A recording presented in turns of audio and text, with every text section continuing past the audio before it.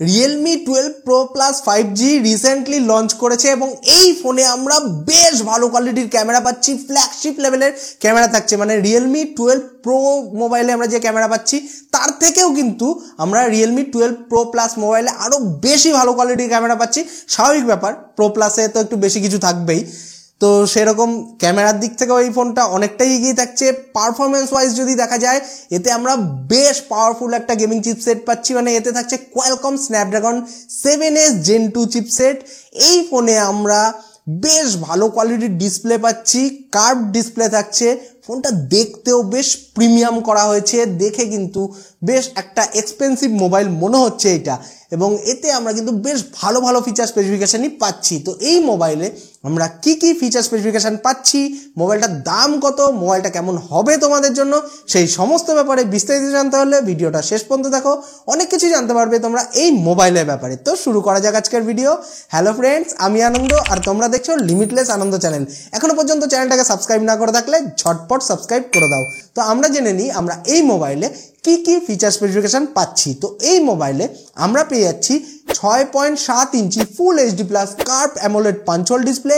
মোবাইলে আমরা যে ডিসপ্লেটা পাচ্ছি তার স্ক্রিন রিফ্রেশ রেট থাকছে 120 হার্টজ এবং এতে আমরা 240 হার্টজ টাচ স্যাম্পলিং রেট পেয়ে যাচ্ছি এবং এই ডিসপ্লের পিক ব্রাইটনেস থাকছে 950 নিটস। এই ফোনে স্ক্রিন রিফ্রেশ রেট বেশি থাকার জন্য গেম খেলার সময় গেমিং এক্সপিরিয়েন্স যথেষ্টই ভালো হবে এবং টাচ স্যাম্পলিং রেটটাও কিন্তু আমরা বেশ ভালোই পাচ্ছি।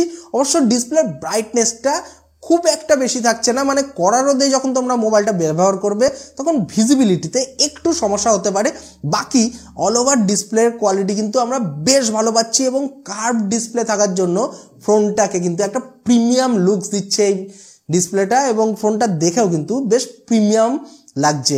আর এই ফোনের ডিসপ্লেটা আর Realme 12 Pro মোবাইলের ডিসপ্লে প্রায় কাছাকাছি একই টাইপেরই থাকছে, এটাই বলা যেতে পারে। মোবাইলের যদি ব্যাক সাইডের দিকে আসি, ফোনের ব্যাক প্যানেলটাও কিন্তু বেশ সুন্দর দেখতে করা হয়েছে। এই ফোনের ব্যাক সাইডে আমরা প্রিমিয়াম ভেগান লেদার ডিজাইন পেয়ে যাচ্ছি, যার ফলে ফোনটাকে যথেষ্টই প্রিমিয়াম একটা লুক দিচ্ছে এবং ফোনটা দেখতেও কিন্তু বেশ সুন্দর লাগছে। পার্সোনালি আমার তো বেশ ভালো লাগছে, তোমাদের কেমন লাগছে অতি অবশ্যই আমাকে কমেন্ট করে জানাতে ভুলো না। এই ফোনে আমরা IP65 স্প্ল্যাশ প্রুফ ডিজাইন পেয়ে যাচ্ছি। মোবাইলটার ওজন হচ্ছে 196 গ্রাম এবং এর থিকনেস হচ্ছে 8.75 মিলিমিটার। এই ফোনে আমরা একদম লেটেস্ট অ্যান্ড্রয়েড ভার্সন অ্যান্ড্রয়েড 14 পাচ্ছি Realme UI 5 ইউজার ইন্টারফেসের সাথে। মানে ইউজার ইন্টারফেসটাও কিন্তু যথেষ্টই নতুন এবং যথেষ্ট ভালোই তোমাদের ইউজার এক্সপিরিয়েন্স হবে এই মোবাইলের সাথে। সিকিউরিটির দিক থেকে দেখতে গেলে এই ফোনে আমরা পেয়ে যাচ্ছি ইন ডিসপ্লে ফিঙ্গারপ্রিন্ট সেন্সার এবং ফেস আনলকের ফেসিলিটি। এবার চলে আসি সোজা এই ফোনের ব্যাটারির দিকে। এই ফোনে আমরা পেয়ে যাচ্ছি 5000 mAh এর jumbo battery 67 watt fast charging সাপোর্টের সাথে। মোবাইলে আমরা যে চার্জিং কানেক্টর পাচ্ছি সেটা USB Type-C, আর এই ফোনে আমরা কোনো 3.5mm হেডফোন পোর্ট পাচ্ছি না, এতে থাকছে USB Type-C হেডফোন পোর্ট। ফোনটাকে স্লিম করার জন্য, দেখতে সুন্দর করার জন্য হয়তো এখানে আমরা 3.5mm হেডফোন পোর্ট পাইনি। তোমাদের কি মনে হচ্ছে এই ব্যাপারে অতি অবশ্যই কিন্তু আমাকে জানিও।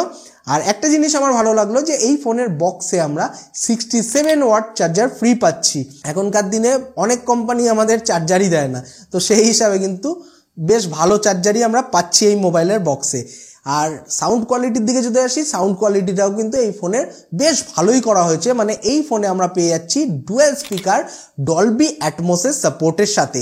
মোবাইলটা আপাতত 3টে কালার ভেরিয়েশনে লঞ্চ করেছে, সাবমেরিন ব্লু, নেভিগেটর বিচ এবং এক্সপ্লোরার রেড। কোন কালার ভেরিয়েশনটা তোমাদের সব থেকে বেশি ভালো লাগছে অতি অবশ্যই আমাকে কমেন্ট করে জানাতে বলো না। এখানে আমার পার্সোনালি রেড কালারের ফোনটা সব থেকে বেশি ভালো লাগছে। এবার আমরা সোজা চলে আসি এই মোবাইলের মেইন অ্যাট্রাকশন ক্যামেরার দিকে।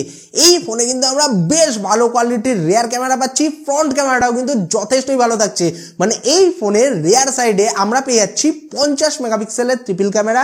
প্রাইমারি যে লেন্সটা থাকছে সেটা 50 মেগাপিক্সেলের, যার অ্যাপারচার হচ্ছে f1.8 এবং এতে আমরা Sony IMX890 সেন্সার পাচ্ছি। মানে এটা একটা ফ্ল্যাগশিপ লেভেলের সেন্সার।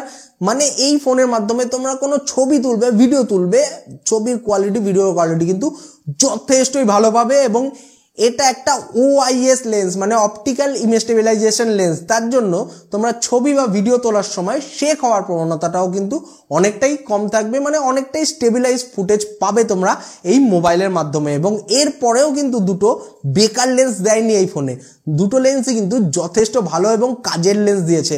মানে এরপরে আমরা পেয়ে যাচ্ছি একটা 8 মেগাপিক্সেলের আল্ট্রা ওয়াইড অ্যাঙ্গেল লেন্স, যার ম্যাক্সিমাম ভিউইং অ্যাঙ্গেল হচ্ছে 112 ডিগ্রি। তারপরে থাকছে একটা 64 মেগাপিক্সেলের পেরিস্কোপ লেন্স, যাতে আমরা ওমনিভিশন OV64B সেন্সার পাচ্ছি। মানে এক কথায় বলতে গেলে এই ফোনের রিয়ার ক্যামেরা সেকশনটা কিন্তু আমরা যথেষ্টই ভালো পাচ্ছি। তোমরা যদি কোনো দূরের ছবি বেশি জুম করে তুলতে চাও, বা ওয়াইড অ্যাঙ্গেলে বেশি ভালো ছবি তুলতে চাও, বা নর্মাল পোর্ট্রেট ছবি তুলতে চাও, সব দিক থেকে কিন্তু তোমরা এই ফোনের ছবি বা ভিডিওর আউটপুট বেশ ভালো পাবে। তোমরা যদি ফটোগ্রাফি করতে ভালোবাসো, বেশি ভিডিও তুলতে ভালোবাসো, তাহলে কিন্তু এই ফোনটা কনসিডার করতে পারো। এই ফোনের রিয়ার ক্যামেরার মাধ্যমে 4K ভিডিও শ্যুট করা যাবে 30 ফ্রেম পার সেকেন্ডে। এবার আমরা সোজা চলে আসি এই ফোনের ফ্রন্ট ক্যামেরার দিকে। এই মোবাইলের ফ্রন্টে আমরা পেয়ে যাচ্ছি 32 মেগাপিক্সেলের সেলফি ক্যামেরা, যার অ্যাপারচার হচ্ছে f2.4, আর এতেও আমরা সোনির সেন্সার পাচ্ছি, যার মানে ফ্রন্ট ক্যামেরার কোয়ালিটি কিন্তু আমরা যথেষ্টই ভালো পাচ্ছি। এই ফোনের ফ্রন্ট ক্যামেরার মাধ্যমে ফুল এইচডি দিয়ে ভিডিও শ্যুট করা যাবে 30 ফ্রেম পার সেকেন্ডে। এটা যদি 4K হতো তাহলে আরও বেশি জমে যেত, মানে দারুণ একটা ব্যাপার হতে পারতো। তোমাদের কি ধারণা এই ব্যাপারে অতি অবশ্যই কিন্তু আমাকে জানিও। এবার আমরা সোজা চলে আসি এই ফোনের কানেক্টিভিটির দিকে। কানেক্টিভিটির দিক থেকে দেখতে গেলে এই মোবাইলে আমরা পেয়ে যাচ্ছি 5G, Wi-Fi 6 dual band, Bluetooth 5.2 আর ডুয়েল 4G ভোল্টি। এবার আমরা জেনে নিই মোবাইলটার পারফরমেন্স কেমন, মানে এতে আমরা প্রসেসর কি পাচ্ছি।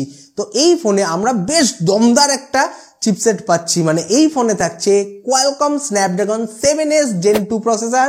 এটা একটা 4nm অক্টাকোর প্রসেসর, যার ম্যাক্সিমাম ক্লক স্পিড হচ্ছে 2.4 GHz, এবং এতে আমরা অ্যাড্রিনো 710 GPU পাচ্ছি। তো এই মোবাইলের পারফরমেন্সের কথা বলতে গেলে তোমরা বেশ ভালো গেম খেলতে পারবে এই মোবাইলের মাধ্যমে, মাল্টিটাস্কিংও বেশ ভালো হবে, একদম স্মুথ ল্যাগ ফ্রি মোবাইলটাকে ইউজ করতে পারবে। যে কোনো ধরনের কাজ কিন্তু একদম স্মুথলি তোমরা এই মোবাইলের মাধ্যমে করতে পারবে। এবং এই চিপসেটটা যেহেতু 4nm আর্কিটেকচারে বিল্ড হয়েছে, এই মোবাইলে আমরা 5000 mAh ব্যাটারি পাচ্ছি, অ্যামোলেড ডিসপ্লে থাকছে, তো সব কিছুর কম্বিনেশনে কিন্তু ব্যাটারি ব্যাকআপটাও আমরা বেশ ভালো পাবো। এবং এই চিপসেটটার ইমেজ প্রসেসিংও বেশ ভালো হয়। তারপর আমরা অত ভালো ভালো সেন্সার পাচ্ছি এই মোবাইলে, তার জন্য কিন্তু ফটোগ্রাফি বা ভিডিওগ্রাফিও বেশ ভালোই পাচ্ছি আমরা এই মোবাইলে। এবং বেশিক্ষণ গেম খেলার ফলে তোমাদের মোবাইলটা যদি বেশি গরম হয়ে যায়, তো সেই গরমটাকে ঠান্ডা করার জন্য এই ফোনে আমরা 3D VC কুলিং সিস্টেম পেয়ে যাচ্ছি, যার ফলে ফোনের টেম্পারেচারটাও কিন্তু যথেষ্টই কন্ট্রোলে থাকবে। মোবাইলটা আপাতত 3টে স্টোরেজ এবং র্যামের ভেরিয়েন্টের সাথে লঞ্চ করেছে। এতে আমরা পেয়ে যাচ্ছি 8GB RAM 128GB internal storage, 8GB RAM 256GB internal storage, এবং 12GB RAM 256GB internal storage. এছাড়াও আমরা এই মোবাইলে আপ টু 24GB ডাইনামিক র্যামের সাপোর্ট পাচ্ছি, যার মানে আমরা ধামাকেদার স্পিড পেতে চলেছি এই মোবাইলে। এবং এই ফোনে যে র্যামের টেকনোলজিটা ইউজ করা হয়েছে সেটা LPDDR5, এবং এতে আমরা UFS 3.1 স্টোরেজ টাইপ পেয়ে যাচ্ছি। আমরা তো সব কিছুই জানলাম ফোনটার ব্যাপারে, এবার জেনে নিই এর দাম কত। তো এই মোবাইলের 8GB RAM 128GB internal storage ভেরিয়েন্টের ভারতের বাজারে অফিসিয়াল বাজার মূল্য হচ্ছে 27999 ভারতীয় টাকার মতো, যেটা বাংলাদেশি টাকায় কনভার্ট করলে ওই মোটামুটি মোবাইলটার দাম এসে দাঁড়াচ্ছে 37,000 বাংলাদেশি টাকার কাছাকাছি। এবং এই ফোনের যে 8GB র্যাম 256GB ইন্টারনাল স্টোরেজের ভেরিয়েন্ট আছে, তার ভারতের বাজারে অফিসিয়াল বাজার মূল্য হচ্ছে 29,999 ভারতীয় টাকার মতো, যেটা বাংলাদেশি টাকায় কনভার্ট করলে ওই মোটামুটি মোবাইলটার দাম এসে দাঁড়াচ্ছে 39,000 বাংলাদেশি টাকার কাছাকাছি। এবং এই ফোনের যে 12GB র্যাম 256GB ইন্টারনাল স্টোরেজের ভেরিয়েন্ট আছে, তার ভারতের বাজারে অফিসিয়াল বাজার মূল্য হচ্ছে 33,999 ভারতীয় টাকার মতো, যেটা বাংলাদেশি টাকায় কনভার্ট করলে ওই মোটামুটি মোবাইলটার দাম এসে দাঁড়াচ্ছে 43,000 বাংলাদেশি টাকার কাছাকাছি। তো ফোনটার ব্যাপারে তোমাদের কি ধারণা, তোমাদের কি মতামত, অতি অবশ্যই আমাকে কমেন্ট করে জানাতে ভুলো না। আর Realme 12 Pro 5G মোবাইলের ব্যাপারে যদি বিস্তারিত জানতে চাও, চ্যানেলে ভিজিট করতে পারো, বা এন্ড স্ক্রিনেও ওই ভিডিওটা পেয়ে যাবে, বা ভিডিও ডেসক্রিপশনেও চেক করতে পারো। আশা করি এই ভিডিওটা তোমাদের ভালো লেগেছে। পরবর্তী ভিডিওতে আবার দেখা হবে। বাই, সবাই ভালো থাকবে, সুস্থ থাকবে।